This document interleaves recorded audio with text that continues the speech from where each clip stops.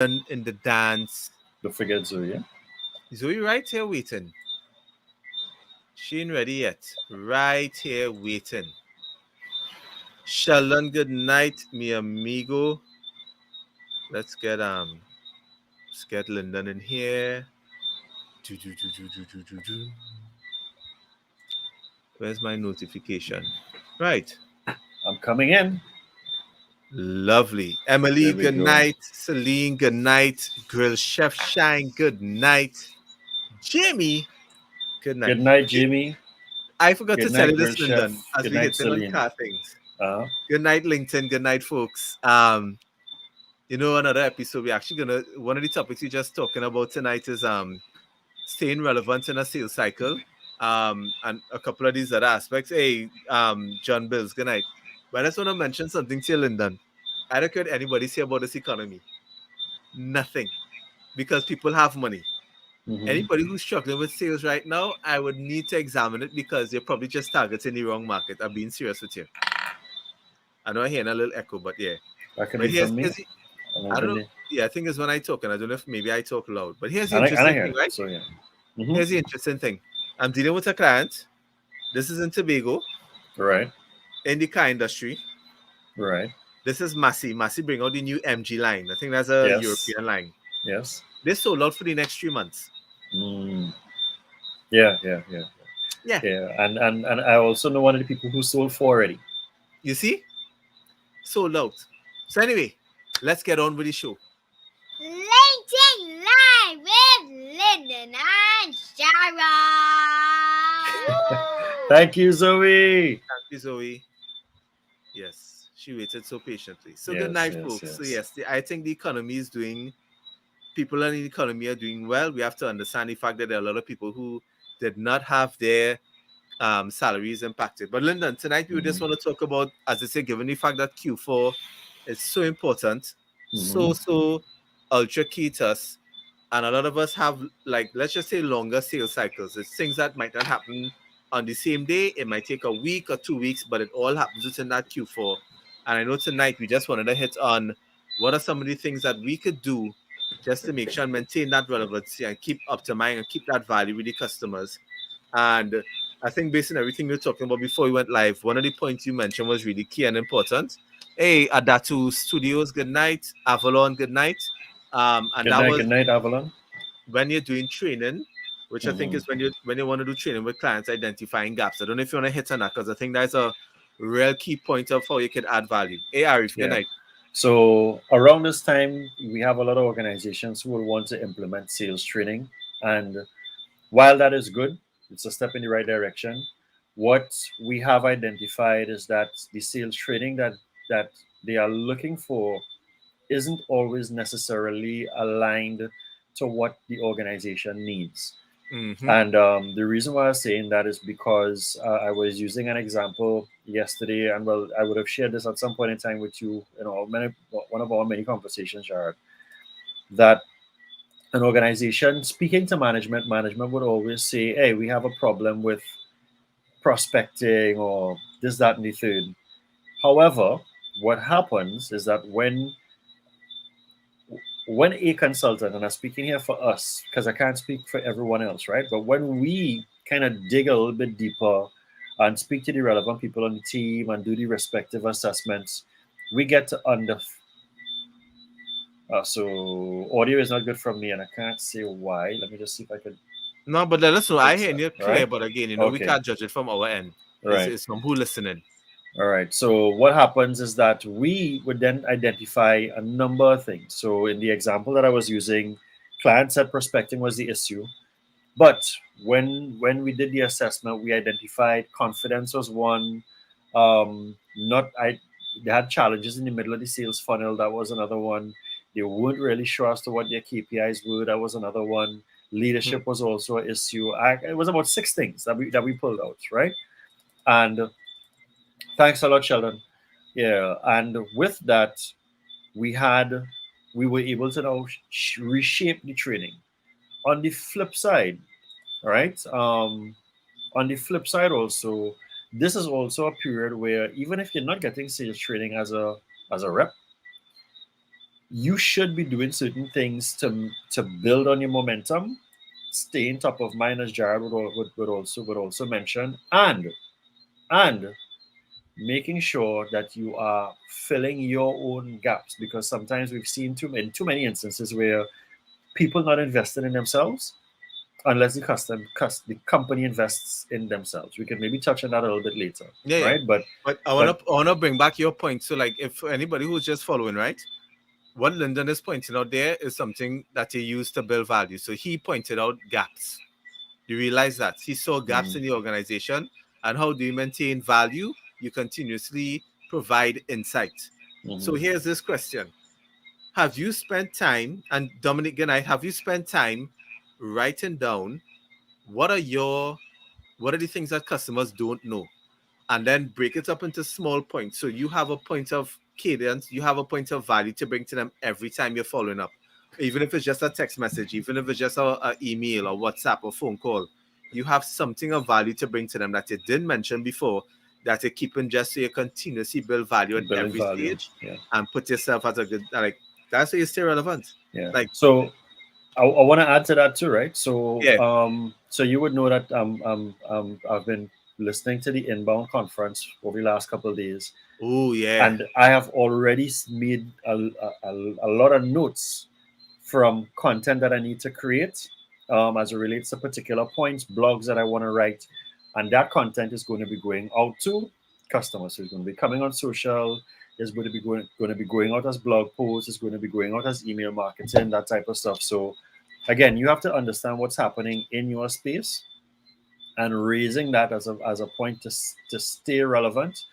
But you're using the example that I used to say, let me try to raise gaps or try to identify deeper gaps within the customer's environment and help them recognize as to what their immediate issues are. Yeah. So visionary Abe, Yes. good night. Shan, good night on LinkedIn, and Dennis, good night as well. Yeah, yeah. So no, you brought up a really good point there, because I just think it's easy for us, and I think we underestimate, like, and you and I know this. You use our content to create inbound channels, inbound leads for our business, Mhm. and I think a lot of you all out there who, and I can't believe I'm still saying this in 2021, who not creating content consistently enough to educate your audience, to bring them along the journey of becoming your customer.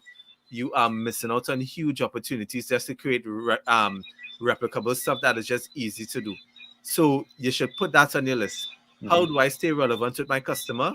Look at the content you're creating. And the thing is, even if you're creating content, and I'll give a real specific example just because I saw it today. Imagine if you're in the shipping industry. A big shipping crisis right now is what's happening in LA. LA has a shipping traffic jam. I think there Mhm. are hundreds of massive ships Bus, caught in the yes. port in Mhm. Arizona that trying to get off the goods, which is going to cause a delay.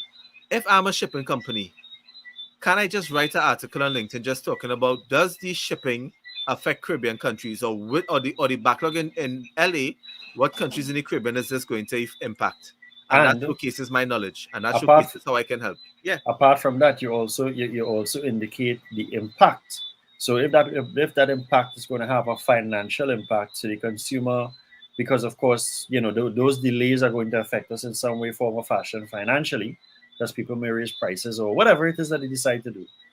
Those are things that you need to speak about, because cost is a big factor as it relates to what your content should be. And again, it all comes down to looking at your current events. Like, how are you now taking your current events and having conversations on them? Because here's the thing: a lot of us are very good soaking in the content, and we could properly conceptualize, right? So we could conceptualize information, but many of us might be regurgitated. So as much as Jared is talking about putting your content out, maybe start putting the content out where it doesn't seem as though it's regurgitated expert content, but give that content some context as to what's happening in the industry now. yeah. You understand? Let me bring up a point that I know you would love. If I want to stay relevant in my sales cycle, I need to automate. I need to Mm, introduce technology, yes. because I am extremely busy. I don't have time to remember to send all the emails and respond to different things. So Hmm. the question I would ask everybody is, you could tell us now, have you implemented technology into your sales cycle and Mm. automated technology? Because All right. just today I was asking you that question. So like I'll give you a scenario. There's a campaign, a group that I'm working with that we want to launch, Mhm. right? An extremely important campaign. And we want to make sure and build out a sequence because we're looking at reducing the amount of work the Any individual one person has to do, right? has Right. to do. So that only one person has to do is just verify the information that's coming in, the people who are confirming and signing up. Mhm. That's it. Mhm. Right. That is it. Yeah. And if you actually do that now, right, you're actually Mhm. going to have a bigger impact because you are now, sorry, but I see TT game plan, I'm going to talk get lost because laughing at this comment, right? Right. What I was saying before, I No, no, guess you were what no, you were the talking about the fact that you need to automate to you need remove to automate. burdened work, right? Yeah. So something that we want to do, Linda, and you were confirming for me, you want to send out all those emails in a cadence. So it Mhm. sends out about 5 to 6 emails to the person over a period of time so that Mhm. it reaches value to them all the time. So because I Right. don't have the time to call, nobody in the committee does, but at the same time, we don't want to overburden the person with a manual task. So Right. do you have manual tasks that could be That automated you to need to save you find. time? Yeah, and That's then the other so thing you need to look that at. that is a big part of it as well, right? Because the goal behind anything as it comes to work right now moving forward is to identify where redundancies are. So again, this is something else that we do, right? So when you're talking to a customer about what their processes are, as we say in this, we want to actually ask you all to look at that to our salespersons, right? And because there are a lot of free tools that you could be using. Um, if you recognize that there's something that's taking up too much of your time, you need to figure out how do you need to get back some of your time and what do you need to leverage, whether it's on someone else. So if it is that I am in the automotive or insurance or SaaS or tech, what I used to encourage my reps to do was leverage on their sales support because her role was to do certain things. Now, even if her role is now becoming burdensome, what could we now look at what she has that we could actually automate? And I think that's where you're going with your conversation because you're part of the Yep. committee. Somebody has to do these actionable things, And right? So this could be automated. it could be Nobody's supposed to be doing automated, so right? much work. Yeah. So the answer is yes, and we have to find ways of doing it. And you know it's funny. So I had someone um, do some work for me, and it's so interesting that what she did and just how she plans her stuff, right? We already know she already knows what she needs to do in terms of her outreach, and she went in at some point in time yesterday or day before, scheduled emails to go out at 8 o'clock yesterday morning or sometime during the course of the day. And what was interesting is that she called me back today, so excited because two people responded, booking meetings to have a conversation. But what she did is that she used her free time. So she blocked off her time. She went into the CRM. She said, okay, I want to go after these people. I'm going to use this template. So she didn't have to write over an email. So we used a template. Yep. We identified who the people were. And she just said, okay, you 3 o'clock, you 4 o'clock, you understand You where I'm coming from? and And save she yourself time. and she just scheduled it. And after she scheduled it, she said, and then all the emails are scheduled to go out by X time. And she called me this morning. Hey, you see the thing? And here's what the person responded to the email sometime around 1 o'clock this morning. So you see You understand where I'm coming from? the But importance. so we have to, even if it's not an automated task, there are ways that you can use the tools and schedule. So just make sure you get your work done because without that, you're going to always feel overwhelmed. I do a lot of things on Sunday that I don't have, like Monday, Tuesday. By Wednesday is when I know picking up work. I'm actually physically doing something, you know. But Monday, Tuesday, I start planning out. Monday, Tuesday work is done on a Sunday. I Yep. take my time and I plan out who I want to reach out to, schedule my emails to go out on those days because the tasks in the CRM it gives me the ability to do those things. And Google or Gmail now has those things set up. Like Google, you can create a task based upon an Yep. email and those things. So yeah, no excuses. And It doesn't Google, have and to I be a think on HubSpot thing. Google you could schedule emails. Yeah, that's what I say. I have no excuses. It doesn't have to be a None, HubSpot thing. none, folks. It is really, really easy now. Just to make sure that you stay top of mind with your customer and continuously add that value. Yeah. And here's one of the reasons why I want to implement these things. Yes, it saves you time, but it gives you a distinct advantage over your competitor, especially and in majority of our cases, we are competing against other individuals. Yeah. So you want to make sure, you have to make sure that you are putting yourself in the best way that everybody understands the value that you're bringing overall. Yeah. Right? I mean, at the end of the day, if we have to say it plainly, it gives you more time to sell. Because for True. those folks who are on, if we have to say it plainly, plain as day, it gives us more time to sell. I'm getting some sticking on Instagram side. It could be me, but I'm not sure. Um, and that is what is important, so we can get back productive time to do the things that we want to do.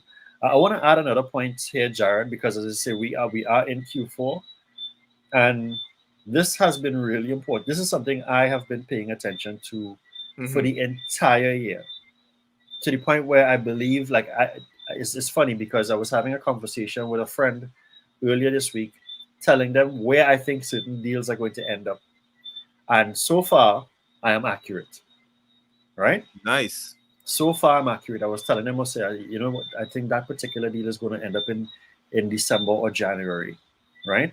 And I also indicated to her that I think that another deal is going to close in November, and it actually closed in November. I got the confirmation today, but it starts in November, you know. But the thing is, what I'm talking about there, guys, is being able to have some level of predictability about your sales, but it means that you have to work with a properly structured sales process, because you can't get that predictability if you're not working with a process. And within that process, you have to understand your cycles, your frequencies, and stuff like that. So I've learned to kind of live by that process, the things that I do at different stages of the funnel, because once you understand what's in your pipeline, you would know how much work you need to do. So, as I was telling Jared earlier, I am really focusing on. I know that closing up the year may just be two or three, at least two accounts for me to close Yeah. up my year. But I know that I have to put work in because my sales cycle is 3 to 6 months, Correct. right? So 3 to 6 months is now to December. So if I want to start accounts, if I want to start opportunities in January, I had to be working on them now, you know? Correct. So I'm out of, Jared just mentioning here, I am no longer in Instagram. I know I keep telling me I'm connecting, but I'm seeing everything moving though. Hold on. So I'll start over a new one. it said the live was paused. Yeah, I think that was my fault. I was trying to connect to something here. I was trying to connect to Okay. Wi-Fi and I'll put it back up. But yeah, no, that's an excellent point. But it goes back to another discussion that you were mentioning, and it kind of goes into how you stay relevant. All these things help us plan effectively and be in a gear for when we look at the events and activity for next year. Yes.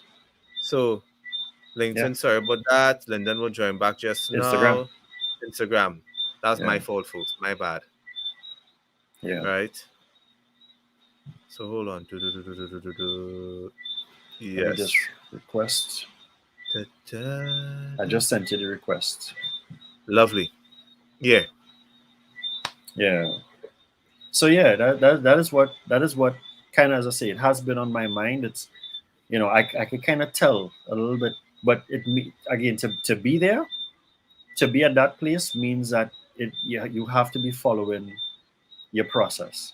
And by following the process, you are studying your customers, you know, that kind of thing. So can I actually challenge people to do this? Because there's something I did with a team. It was a long exercise of breaking down all the different questions we could ask, right? You should write out your sales cycle, like all the steps somebody goes through from when you reach out to them, all the stages that you go through to close, but then you also need to go through the stages that the individual is going through, follow either attention, interest, desire, action of when they want to buy your service. And then when you do that, you have to look at where are all these steps that I could add value. Yeah. Where are all these steps? And then how do I send this message out? And you can have those things ready in templates. So it's literally boom, go, boom, go, boom, go. And you just save in time. Yeah, and and as much as Jared is talking templates here, a Word document that you have that's quick and it can be open in front of you, so you know what questions that you want to ask. Because again, how the customer responds to those questions is going to let you know, one, how serious they are.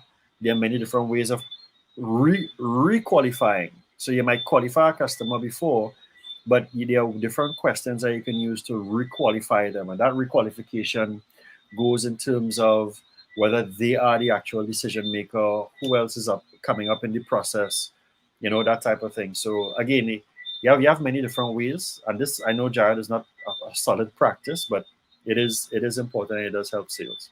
Can I bring a tip in order to add? Is a weird tip, but it's done close to the closing process. Hmm. Especially in B2B sales. It's something which I've made a rule. I never used to do it in the past, but now I'm really firm on it now. And that is, don't submit a proposal to a client and then wait for their feedback. Schedule a meeting to go through the Schedule it one proposal time. together. Yeah, yeah, yeah. That That adds so much has to be value. a step. It has to Yeah. be a step in your sales process. Hey It Chuck, good night. has to No, be. and there's a huge Yeah. value because here's why you're thinking, yeah. And again, we have insurance people here, we have car people here, etc.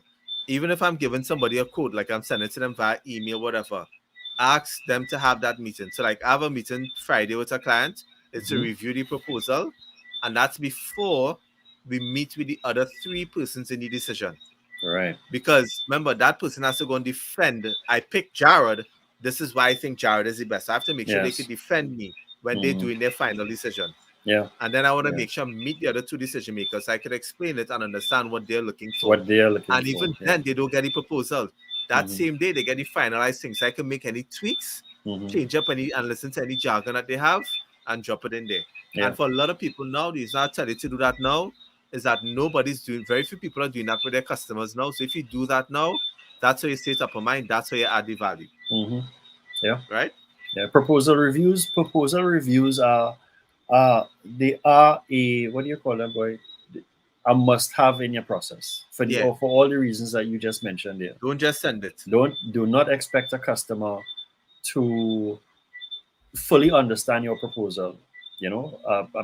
I did a proposal recently, and right after I sent the proposal, I told them I'm giving you 2 days to review, and then I want us to have a meeting on the proposal. And then what we're supposed to have next week is that we're bringing in one of the directors, and then after that, it has to go to the board. Correct. You understand? But in each stage, here's what happened. In each stage, JB, I am already looking at, okay, who am I going to meet and how do I requalify this? Because I'll tell you this, coming from solution sales and Massey folks, I have had too many instances where a new person comes in and they mess up the whole deal because they have certain things that we didn't discover. So treat every new person is a new discovery, no matter how far down in the process you reach. Let me say that again. Every new person that you meet, even though the proposal is already out there, you have a few people who like it. If you're meeting that one person for the first time, you have to do it as a discovery for them. Yep. And just Because make sure they it's knew. super important. Yeah. Super important. All right. So that was just some quick tips I just wanted to drop tonight because it was on my mind and everything, just thinking about it. And just to some of the clients I'm training right now, just because we went through that, it was a long 2-hour exercise. Mhm. Like it just made everybody realize, like, when you start doing the exercise, because you're in it, you start to understand how many points of value you could drop that you don't mention sometimes in the conversation. It's not mentioned in your contract. Mhm. And by the way, when we say these things, we're not talking about long documents. You can literally send a sentence Short.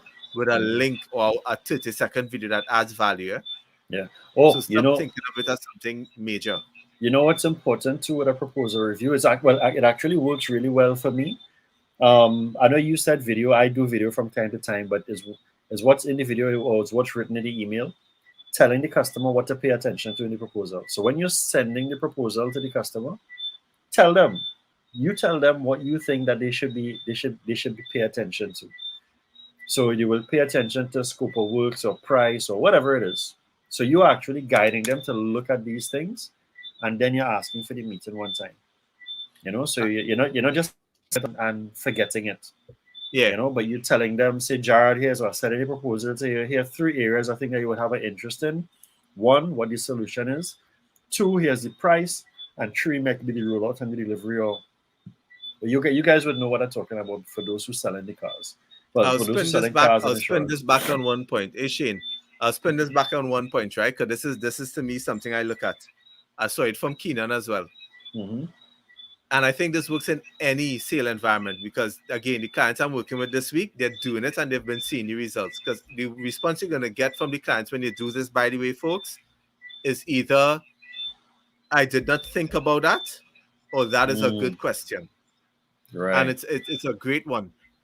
When you are giving information to a client and they're having that conversation, you need to ask them what's their decision criteria. What are they using to decide who gets the contract, or how, or what decision they make. And even if the person says, they might say, I don't give that information, or they might have to think about it. What you want to do is interject your benefits. So you want to say, typically, the past proposals that we have won, or the people who purchase this car, look at three things, right? Price, and they state why they look at price. Even if you're more expensive, you have to state the value, because they might say overall contract value, ownership value, etc., total cost of ownership, how it goes, and they mention the other key things, so that you're able to put insight. And then when you give those information, look and pay attention to their body language or their tone, depending on how you're having the conversation, and ask, is that something that you're going to base it on? Solid point. So that's just my points. Just things I've been running through my mind tonight, and just wanted to make sure I could stay relevant and valuable to everybody. But just to recap for those who are listening, we just understanding the fact that Q4 is a major quarter for us, for everybody in sales. It's for a lot of persons. I think most industries, I don't know why though, why Q4 is such an important time. I don't know if it's because of Christmas in particular. Well, but it's just the fact that it's so important. We don't want to miss out on opportunities. Yeah, it's Christmas, it's end of the year, and it's New Year. I mean, Q4 is to close and to start. Yeah. You try to dump as much business as you want in Q4 and then start up with what you have in Q1. And prospect. You know, so yeah. And we mentioned the three key points I'll mention is, one, stay relevant with your customers during these sales cycles with insight. You have knowledge out there that you could send to them, and you could always use that in a cadence. You want to make sure and utilize content to your advantage as well. There are lots of video you could create, lots of articles you could write, staying relevant on LinkedIn where you know they're active, to use your content to influence their decision. And then, of course, utilize automation, because you don't want to be wasting time doing stuff that you could be spending more time doing sales, as Lyndon said. Right? OMG Malene, I think I have some. Malene, let me know if you got the email. You could also send me a WhatsApp. Sheldon is saying Q4 sets the tone for next year and sums up the present year. That's a good point. Yep. Yeah. So it's really 6 months you're working with, you know. True. It's really 6 months. You from October to September, from October to December, and then January. Yeah. I not into this. Wait until January to get momentum going. I can't live like that no more. I do that. Especially in sales. We know to prospect daily. This is when you prospect consistently. You don't run into that problem, horse. You do not run into that problem when you prospect consistently. Yeah. So, folks, that's it for us for tonight. We want to wish everybody an amazing week. I think things are picking up interesting pace, especially as places open up now. Please do not forget to prospect daily. Please do not forget to add value to your customers daily. Please do not forget to create content. Yep. That's how you win. Yeah. Cool. Sell better. Anything from your end, brother? No, just understand your customer and sell better. Just sell better. Right? That's all. Sell better. Yeah. Any questions for us as we wrap up, folks? If not, next week we come in. Yeah, we have Sheldon saying thanks guys, be safe. And we have Roshina on LinkedIn saying these are some solid points or some solid tips. Thank you. So you're welcome. Roshina, good night. And Abraham, thank you as well. You know, so Abraham, I hope my person called you with the drone stuff. Let me know. By the way, I didn't tell you that's a weird one people do. You know, I have this weird thing, right? What's that? Like, other people, you know, like, I would always recommend people for services. I would always say, check this guy, reach out to this guy. And like, when the people message me back, there's always say, Jared, thanks so much for your recommendation.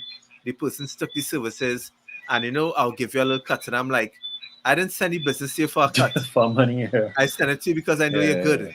Yeah. Like, I don't understand people think it have like a markup or something involved. Like, tomorrow doing a video launching the new services that are provided, and it's no markup in it. That's their price. That's it. No, it's strangely enough fair. Strangely enough, people think People think that way, but it's not necessary. If it is a recommend. Exactly. All right, folks. All the best. Happy selling. Take care, guys. All right.